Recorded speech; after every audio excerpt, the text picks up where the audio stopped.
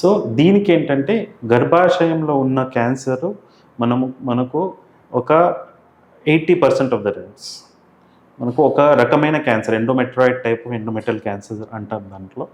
So అది మనకు తొలి దశలో ఫస్ట్ స్టేజ్లో స్టేజ్ 1A.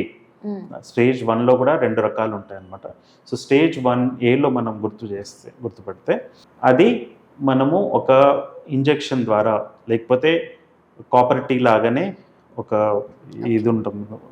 ఓకే, సో అలాంటి హార్మోనల్ థెరపీ ఇస్తాము. సో ఆ హార్మోనల్ థెరపీ ద్వారా దాన్ని కంట్రోల్లో ఉంచడానికి ట్రై చేస్తాము. ఓకే, అండ్ ఇంకో అడ్వైజ్ ఏమి ఇస్తామంటే తొందరలోనే ఇప్పుడు డెఫినెట్లీ పెళ్ళి అయిపోతే పిల్లలకి అనే అవకాశము అంటే మేము ఫాలోఅప్లో ఉంచుతాము. రెగ్యులర్లీ ఎంఆర్ఐ చేస్తూ ఉంటాము. ఆ స్టేజ్ దాటట్లేదు, అదే స్టేజ్లో ఉంది, లేకపోతే తగ్గిపోతుంది, ఈ హార్మోనల్ ఇంజెక్షన్స్ వల్ల తగ్గిపోతుందంటే మేము ఆ అవకాశం తప్పకుండా ఇస్తాము పేషెంట్కి, పిల్లలకి అనే అవకాశం. కానీ ఏంటంటే ఆ పిల్లకి అన్న తర్వాత ఎవరైతే బాబు ఉండని పాప ఉండని ఏముండని ఒక అట్లీస్ట్ 1 చైల్డ్ ఉన్న తర్వాత అది ఆ యూట్రస్ని తీసేస్తాం.